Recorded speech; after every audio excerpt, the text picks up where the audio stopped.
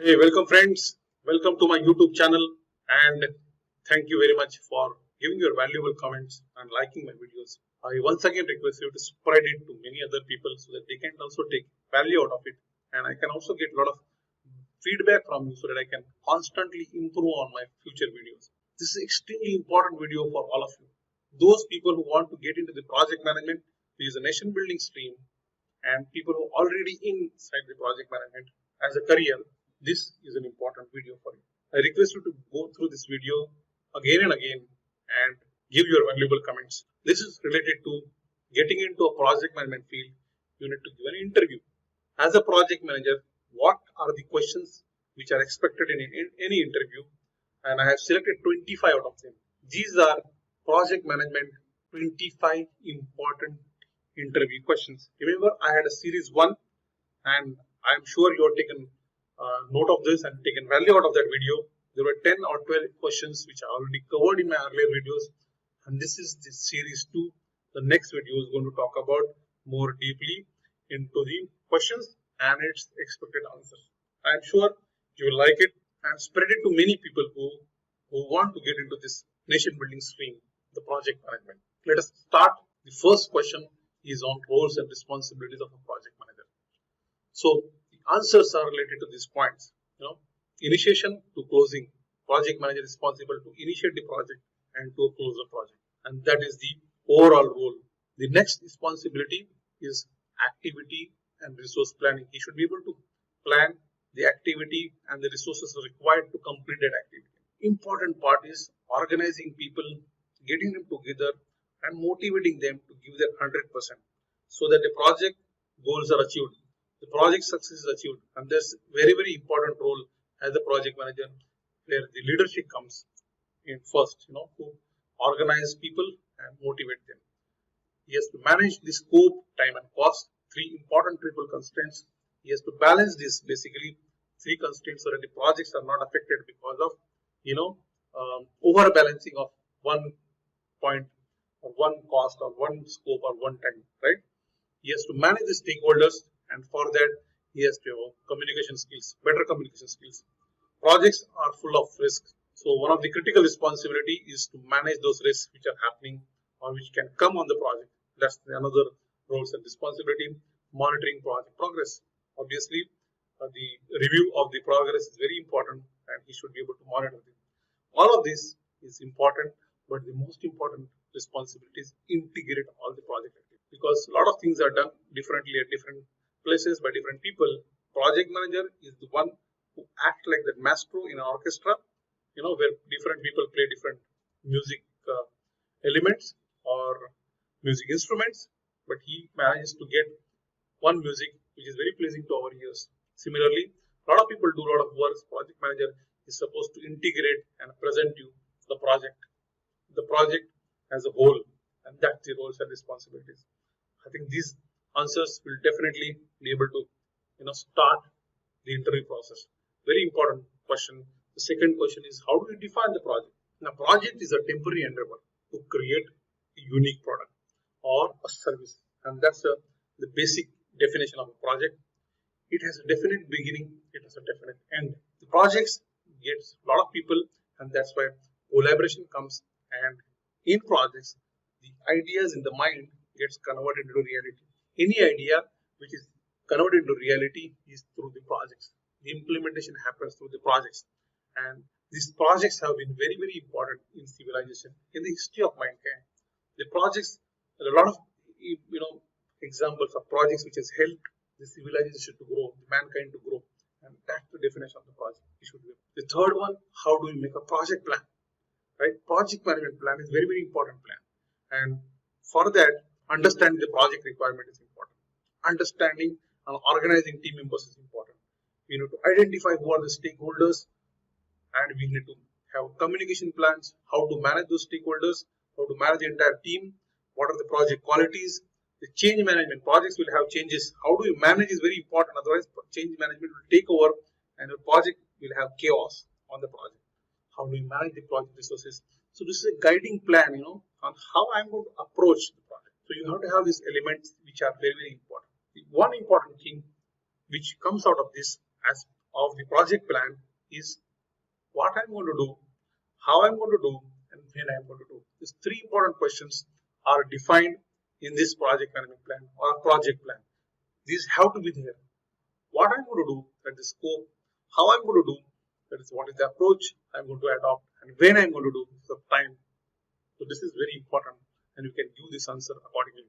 The fourth one is factors to consider while making a project plan. So obviously we should have estimates, we should have the team which is with him, the project schedule, because of that schedule, the timelines, you can draw your plan, because if you want to achieve this at this point of time, you should know what is that point of time, right, and what is supposed to be achieved, and what are the deliverables at the end of the project, what unique product service I am going to create. That's why we should know this. So these are major four factors which should be considered while making a project plan. Now, what is project charter? So this is a document which actually authorizes the project to start. So this is called a project charter. It's formally authorized the existence of a project, right, and provide project management authority to apply the resources required to manage the project activities, right. So it authorizes, it gives a authority to the project manager, and basically he then gets the resources into it. What are the components of the project charter? Business needs. What are the major risks which are there in the project? What is the purpose of this project? Which is very important, because if you don't know the purpose, how will you start? The summary milestones, the summary budgets, initial list of stakeholders, because stakeholders will come in, go during the project life cycle. But which are the initial stakeholders should be known. What are the assumptions and constraints which we have considered while starting this project, while arriving to identify this as a project is very important, because those should be there at the back of the mind and a project manager. So these are components of project charter. This answer should be given for a project charter. Next one is, what is work breakdown structure? What is WBS? WBS is the hierarchical decomposition of main task into subtasks. So if you look at an example over here, this is a construction of two-story building. It will have control accounts or the decomposition from foundation, ground floor, first floor, and the roof. On the foundations, we will have earthworks and structures. Within the earthwork, we will have excavation and then termite proofing. And below this, you will have tasks. So if you go to termite proofing, what is the task? So this is how it is decomposed, and there's a decomposition of the original project into tasks. So this is called a work package. Below work package there are tasks. When multiple work package reports to one particular package, that is called planning package, and those planning package again goes up and we have control account. Now this gives, WBS gives overall project picture, right? You can have a common scope framework. This is very important to get you the schedule and the cost of the project. Now, how do we break down? Till what point we should break down? We should break down to an activity which has got 8 to 18 hours. So 8 to 80 is the rule for making a work breakdown system. Next one is identification of stakeholders. How do we identify the stakeholders? First, identify through organization. So when you are at project, you should know who are the people who are closely involved or officially involved, right? These are the people who will be involved in the project. And second important part, which many of us misses, is identifying the people or the group or an organization who either feels that he is impacted by this project, he is impacted by this project activity, and if he does that, or if that group does feel or pursued, then they can impact the project activity or entire project together. Very important things to understand. These stakeholders who get or perceive to get affected by, or they can impact a project activity or entire project. So we need to identify these who may be not officially connected to the project. They might be outside to the project environment. So this is the identification of stakeholders. The next is prioritization of tasks in the project. So how do we prioritize the tasks on the project? One is the 80-20 rule. That is, we have to give the importance. We should go the task by importance. There are 80 tasks which will be not important. 20 are the very, very important tasks we should go. We can also have priority matrix of what we should give: first priority, second priority, third priority. And the next one is the MITS, which is the most important task. So the important task has to be given the right attention. The next question is, what is critical path? Now, critical path is the longest path on a schedule. Let us look at this schedule which is in front of you. This is a start and this is end. It has got three activities A, B, C, and D. Every activity has a start date and end date, and the required duration. This is the required duration, and this is how it flows. So you can see at the end of day 30, the project gets completed. Now the activity B and C, you can see the activity, and now you can see the activity which has got a zero float. Now what is float? Float is nothing but the last date and early finish, the difference between this. Here there is a float of 5 days. So if you start on 5th day, you can see 6th day the next activity start, then it takes 5 more days, 10 days gets completed. But this activity cannot happen after 11th day. So what happens is, look at this activity over here, it takes 5 days over here, then it adds another 10 days. So after 15th day, only once this activity gets completed, this activity gets started. So which is critical path over here? A, C, and D. Now if you can look at the floats over here, you can see the floats are 30 minus 30 is 0 here, right? 15 minus 15 is 0 here. 5 minus 5 is 0 here. So this is the float over here. The activity or the path which has got 0 float is a critical. So project manager has to put a lot of effort and monitor the critical path, because any change in the critical path will have direct impact. So if it becomes, instead of 10 days over here, 12 days, this will become 32 days. But if it becomes 5 days to 7 days over here, we'll still have 12th day here, still you have some float over here. So it will not affect. But this any change on this path will have impact on completion of the project. Let us look at the 10th questions. What are the project knowledge areas? Now, these are given here: integration, scope, time, cost, quality, human resource, communication, risk, procurement, and stakeholders. So these are the 3 knowledge areas should be there in mind all the time. 11th questions. How can you use PM tools for your projects? So PM tools are used to have improved plannings. We can also use to have remote work. We can also use to have resource allocation for cost management, risk management, and tracking progress. So there are various tools available we can use for these 4 or 5 or 6 categories. 12th question. Elements of risk management. What are the elements of risk management? First, you need to identify the risk. Second, you have to analyze the risk. Third one is to prioritize those risks based on the analysis. Fourth one is to have a response plan ready. If this happens, what is the response plan? Then, if that risk happens, you have to implement the risk. After implement, you have to evaluate and measure the effectiveness of implementation. And these are the elements of risk management. I hope you are understanding it. 13th questions. How will you do the risk assessment of your project? First, you have to identify the risk. Then there are 2 important things. If this happens, first of all, what is the probability of happening that? Second is, if it happens, what is going to be the impact on the project? So probability of occurrence and impact of the project are the ones which need to look at while assessing the risk on your project. 14th questions. Difference between project manager and a program manager. There are 2 different elements. Project manager is responsible for one project, whereas the program manager oversees projects, many projects at a time. Responsible for delivering from start to end.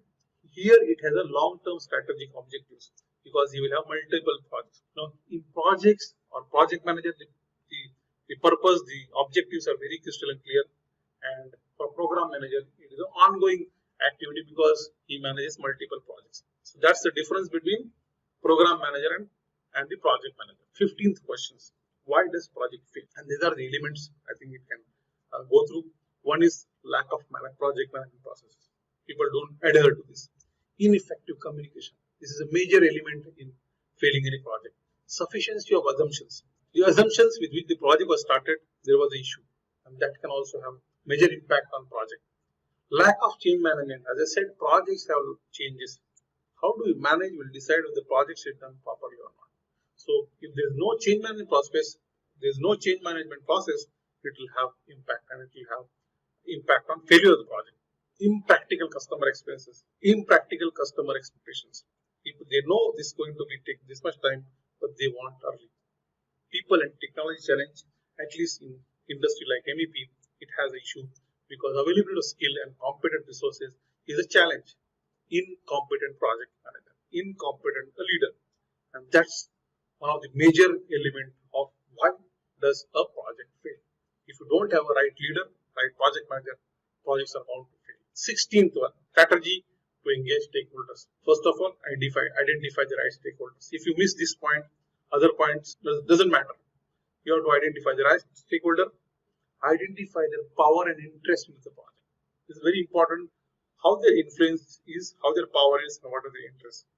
Have meaningful meetings, effective communications, and you should always have a relationship management. And the picture which I shown here is a juggler, and this is the role which project managers plays while engaging a stakeholder. For stakeholders, he cannot allow that bottle to get down.